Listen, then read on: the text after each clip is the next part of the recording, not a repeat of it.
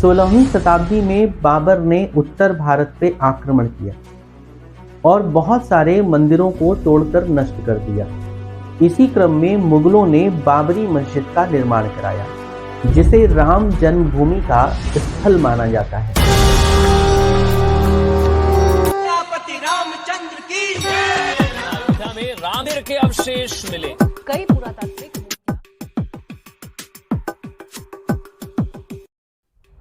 राम मंदिर की शुरुआत के लिए भूमि पूजन समारोह 5 अगस्त 2020 को प्रधानमंत्री नरेंद्र मोदी के द्वारा किया गया। वर्तमान में बन रहे मंदिर का देखरेख श्री राम जन्मभूमि तीर्थ क्षेत्र के द्वारा किया जा रहा है। मंदिर का उद्घाटन 22 जनवरी 2024 को अनुमानित है। आखिर क्यों रहा यह मुद्दा इतनी चर्चा में? इसके लिए हमें इतिहास के पन्नों को खंगालना होगा और पूरी कहानी को शुरुआत से जानना पड़ेगा। इस पूरे मामले के बहुत ही रेयर से रेयर, बहुत ही कम ओरिजिनल वीडियोस हम लोगों के पास अवेलेबल हैं। उनमें से कुछ वीडियो मैं आपको प्ले करके दिखा रहा हूँ। बड़े ध्यान से देखिए इसको, ताकि आपको पूरा मामला अच्छे से समझ में आ जाए। हमने सुरक्षा के सारे प्रबंध किए थे। ये सच है कि उसके बावजूद भी ढांचा टूट गया। तो इसमें मेरा इतना ही कहना है कि कई बार ऐसे मौके आते हैं कि सुरक्षा के इंतजाम रखे रह जाते हैं। मस्जिद का सबसे पहला रिकॉर्ड 1767 में मिलता है। Jesuit missionary Joseph tiffin Thaler द्वारा लिखित पुस्तक डिस्क्रिप्टेड इंडिया में मिलता है। रामकोट, जिसे अयोध्या में राम का किला माना जाता है, और बेदी, जिसे राम का जन्म स्थल कहते हैं, उसे नष्ट करके मस्जिद का निर्माण किया गया। इसके पहले कि हम आगे बढ़ें, हमें थोड़ी जानकारी बाबर के बारे में जाननी पड़ेगी। बाबर एक फारसी शब्द है जिसका मतलब होता है बाघ। बाबर ने कई सारी शादियां की थी और इनके कई सारे पुत्र थे, जिनमें हुमायूं प्रमुख था। बाबर भारत में मुगल साम्राज्य का प्रथम संस्थापक था। बाबर 14 फरवरी 1483 से 26 दिसंबर 1530 तक जीवित था। बाबर ने 20 अप्रैल 1526 से 26 दिसंबर 1530 तक भारत पे राज किया। 26 दिसंबर 1530 को 47 वर्ष की आयु में बाबर की मृत्यु हो गई। मृत्यु के बाद बाबर को आगरा में ही दफन कर दिया गया, लेकिन उसकी इच्छा के अनुसार बाद में बाबर को काबुल के एक स्थान पर दफन किया गया, जिसे आज भी बाग ए बाबर के नाम से जाना जाता है। तो ये तो थी बाबर की बात। अब आते हैं वापस अपनी कहानी पर।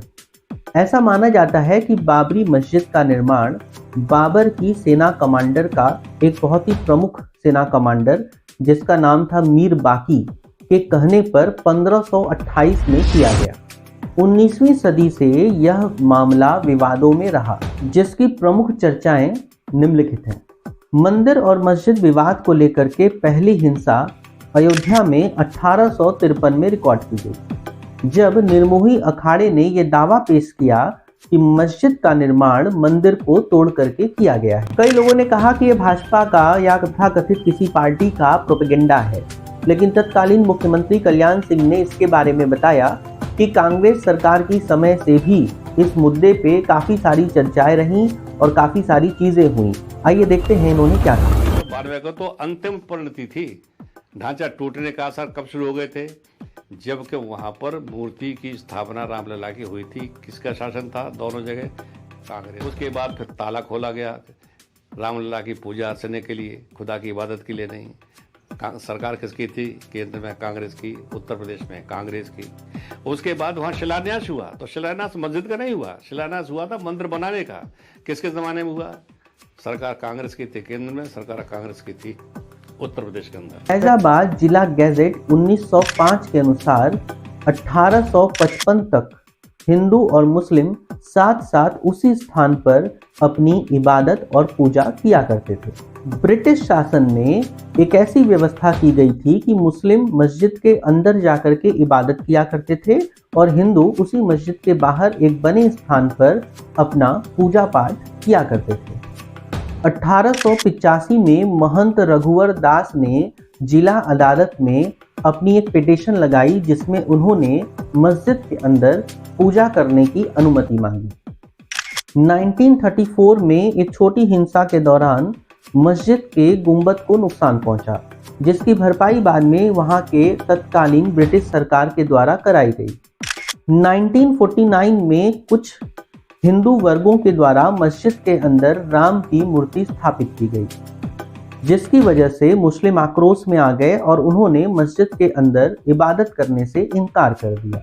जब यह मामला अदालत में पहुंचा तो अदालत ने मस्जिद के दरवाजों को ताला लगा करके बंद करवा दिया।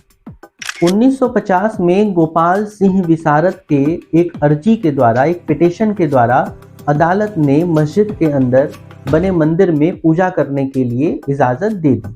इसी दौरान महंत रामचंद्र दास ने मस्जिद में पूजा जारी रखने के लिए अदालत में याचिका लगाई और यही वो वक्त था जब मस्जिद को ढांचा का नाम देकर के संबोधित किया गया। 1959 में निर्मोही अखाड़े ने मस्जिद पर राम मंदिर होने का दावा करते हुए मुकदमा दायर किया और ठीक उसी समय सुन्नी वक्फ बोर्ड ने भी मस्जिद पर अपना आधिपत्य जमाते हुए मुकदमा दायर किया। 1984 में विश्व हिंदू परिषद ने एक समिति का गठन किया, जिसका मुख्य काम था राम जन्मभूमि को मस्जिद से मुक्त कराना और वहां पर राम मंदिर की स्थापना करना। इसी दौरान गोरखपुर में गोरखनाथ मंदिर के महंत अवेदनाथ ने राम जन्मभूमि मुक्ति यज्ञ समिति की स्थापना की और बाद में इस समिति की कमान भाजपा के एक बहुत ही प्रसिद्ध मंत्री लाल कृष्ण आडवाणी ने संभाल लिया। फरवरी 1986 में जिला मजिस्ट्रेट को ज्ञापन देने के बाद हिंदुओं के लिए जिला मजिस्ट्रेट ने मंदिर के दरवाजे खुलवा दिए ताकि हिंदू जाकर के उसमें अपना पूजा कर सकें। इसी दौरान इसी के विरोध में मुस्लिमों ने बाबरी मस्जिद एक्शन कमेटी का गठन किया। 1989 में भारतीय जनता पार्टी ने विश्व हिंदू परिषद को अपना समर्थन दिया और मस्जिद से कुछ ही दूरी पर एक राम मंदिर की स्थापना की गई। 25 सितंबर 1990 में भाजपा के प्रमुख नेता लाल कृष्ण आडवाणी ने गुजरात के सोमनाथ से अयोध्या तक एक रथ यात्रा का आयोजन किया। 23 अक्टूबर 1990 में लाल कृष्ण आडवाणी को बिहार के मंत्री लालू यादव के कहने पर बिहार में गिरफ्तार कर लिया गया। ऐसा माना जाता है कि 30 अक्टूबर को कुछ कार सेवक मस्जिद पर झंडा लेकर के चढ़ गए और उन्होंने झंडा लगाने का प्रयास किया। तत्कालीन मुख्यमंत्री मुलायम सिंह यादव के द्वारा गोलियां चलवाए जाने का आरोप भी लगा। 6 दिसंबर 1992 को हजारों कार सेवक ढांचे पे चढ़ गए और ऐसा माना जाता है कि उनके द्वारा ढांचे को गिरा दिया गया और अस्थायी राम मंदिर की स्थापना की गई। ढांचे के गिराए जाने पर भाजपा के प्रसिद्ध नेता श्री अटल बिहारी वाजपेयी जी ने इसकी काफी निंदा की। आइए देखते हैं इन्होंने क्या कहा। Very unfortunate. It should not have happened. We tried to prevent it, but we did not succeed. We are sorry for that. 16 दिसंबर 1992 को इस पूरी घटना के जांच के लिए एक आयोग का गठन किया गया, जिसका नाम था लिब्रहन आयोग। यह आयोग का नाम MS जज लिब्रहन के नाम पे रखा गया।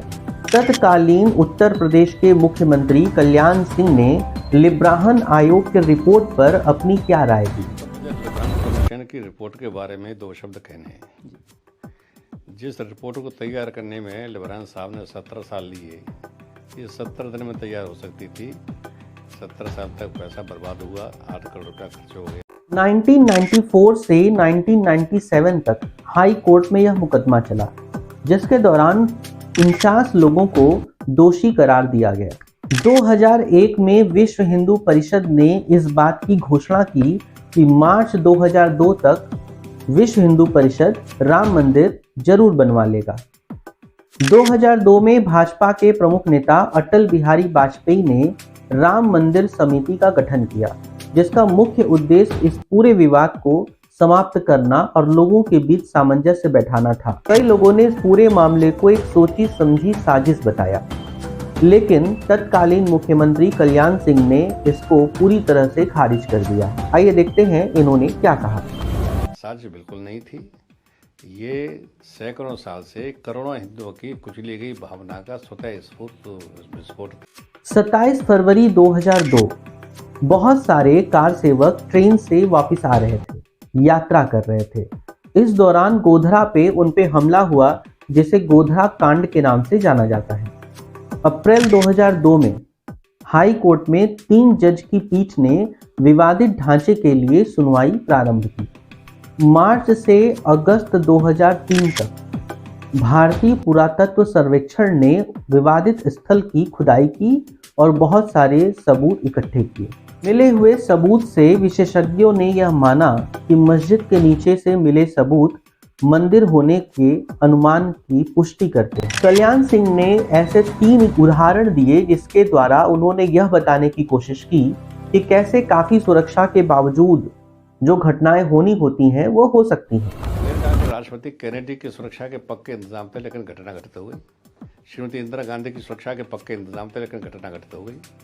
राजीव गांधी की सुरक्षा के पक्के इंतजाम थे, लेकिन घटना घटित हो गई। ऐसे ही 6 दिसंबर को 2004 अडवाणी ने अस्थायी राम मंदिर में पूजा की और उसी समय उन्होंने उसी स्थान पर राम मंदिर बनवाने की घोषणा भी की। 2004 शिवसेना प्रमुख बाल ठाकरे ने विवादित स्थल पर मंगल पांडे के नाम पर स्मारक बनाने के लिए एक प्रस्ताव रखा। जुलाई 2005 अयोध्या में आतंकी हमले हुए।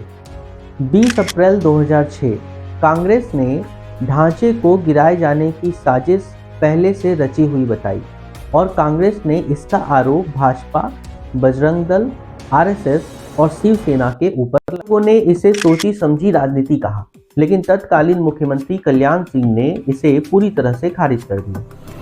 लोग बांट रहे हैं, लोग नहीं बटे हैं, आज भी लोग नहीं बटे हैं। मेरा कहना इतना ही है। 2009 ढांचे को गिराए जाने की जांच आयोग की रिपोर्ट लिब्राहन आयोग ने 17 साल बाद तत्कालीन प्रधानमंत्री मनमोहन सिंह को दिया। 24 नवंबर 2009 लिब्राहन आयोग की दी हुई रिपोर्ट संसद के दोनों सदनों में पेश की गई। 2010 लाल कृष्ण आडवाणी एवं अन्य नेताओं के खिलाफ ढांचे के गिराए जाने के लिए चल रहे आरोप को हाई कोर्ट ने पूरी तरह से खारिज कर दिया। 30 सितंबर 2010 इलाहाबाद हाई कोर्ट ने अपना फैसला सुनाया और उसने विवादित भूमि के 3 हिस्से करने को कहे। हाई कोर्ट ने कहा कि पहला हिस्सा राम मंदिर को दिया जाए, दूसरा हिस्सा वक्फ बोर्ड को दिया जाए और तीसरा हिस्सा निर्मोही अखाड़े को दिया जाए। 9 मई 2011 सुप्रीम कोर्ट ने हाई कोर्ट के फैसले पर रोक लगा दिया, जिसमें हाई कोर्ट ने जमीन के 3 हिस्से को करने के लिए कहा था। कारण बताया जाता है कि हाई कोर्ट के फैसले के खिलाफ लगभग 14 पिटीशंस डाले गए थे, जिस वजह से सुप्रीम कोर्ट ने हाई कोर्ट के फैसले पर रोक लगा दी। 21 मार्च 2017 सुप्रीम कोर्ट ने दोनों पक्षों को कहा कि आपसी सहमति से इस मामले को सुलझाया जाए। 25 नवंबर 2018 विश्व हिंदू परिषद ने एक धर्म सभा का आयोजन किया, जिसमें उन्होंने रामभद्राचार्य को भी बुलाया। 1 जनवरी 2019 तत्कालीन प्रधानमंत्री नरेंद्र मोदी ने एक इंटरव्यू के दौरान पूछे जाने पर कहा कि जो विवाद है वो ऑलरेडी सुप्रीम कोर्ट में चल रहा है और जो भी फैसला आएगा कानूनी तौर पर जो भी सुप्रीम कोर्ट कहेगा उसके हिसाब से मंदिर के लिए निर्णय लिया जाएगा। 8 मार्च 2019 सुप्रीम कोर्ट के आदेश, जिसके अंदर सुप्रीम कोर्ट ने मध्यस्थता के द्वारा मामले को सुलझाने की बात की थी, लेकिन ये मामला सुलझा नहीं। 6 अगस्त 2019 से 16 अक्टूबर 2019 तक रोजाना सुप्रीम कोर्ट में इस केस की सुनवाई होने लगी। 9 नवंबर 2019 आखिरकार वो दिन आ ही गया जब सुप्रीम कोर्ट ने अपना फैसला सुनाया। भारत का सबसे बड़ा विवाद जिसको लेकर के काफ़ी सारे हिंसा हुए, काफ़ी सारे आरोपी तय हुए, जांच आयोग बैठाया गया और आखिरकार भारत के सबसे बड़े अदालत ने सबसे बड़े विवाद को खत्म करते हुए अपना सबसे बड़ा फैसला सुनाया। सुप्रीम कोर्ट ने ये फैसला ASI भारतीय पुरातात्विक सर्वेक्षण के मिले सबूत के आधार पर दिए। सर्वेक्षण ने 8000 पन्नों का एक सबूत पेश किया था, जिसके आधार पर सुप्रीम कोर्ट ने अपना फैसला सुनाया। सुप्रीम कोर्ट ने सरकार को आदेश दिए कि 3 महीने के अंदर मंदिर के लिए एक ट्रस्ट की स्थापना की जाए और काम शुरू किया जाए। लगभग 134 साल से चले आ रहे विवाद को खत्म करते हुए सुप्रीम कोर्ट ने अयोध्या में रामलला के नाम 2.77 एकड़ जमीन की घोषणा की, जबकि मस्जिद के लिए उसके डबल यानी कि 5 एकड़ जमीन के लिए सरकार को देने को कहा। सुप्रीम कोर्ट ने सरकार को यह भी आदेश दिया कि 3 महीने के अंदर राम जन्मभूमि के नाम एक ट्रस्ट बनाया जाए जो कि राम मंदिर के लिए काम करेगा। 5 फरवरी 2020 को राम मंदिर तीर्थ क्षेत्र ट्रस्ट के लिए मंजूरी दी गई और 5 अगस्त 2020 आखिरकार वो दिन आ ही गया जब प्रधानमंत्री नरेंद्र मोदी की अगुवाई में राम मंदिर का भूमि पूजन किया गया और अब 22 जनवरी 2024 को राम मंदिर का उद्घाटन प्रस्तावित है।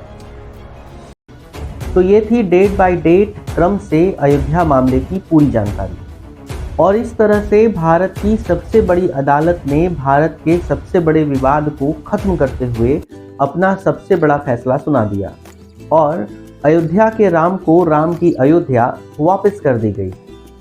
आपको हमारी मेहनत कैसी लगी कमेंट्स में ज़रूर बताएं। इस वीडियो को लाइक करें और चैनल को सब्सक्राइब करें और ज़्यादा से ज़्यादा लोगों तक इस जानकारी को, इस वीडियो को शेयर करें। मैं फिर मिलूंगा आपसे अपनी अगली वीडियो में ऐसे ही रोचक जानकारी के साथ। तब तक अपना ख्याल रखें। जय जवान जय किसान।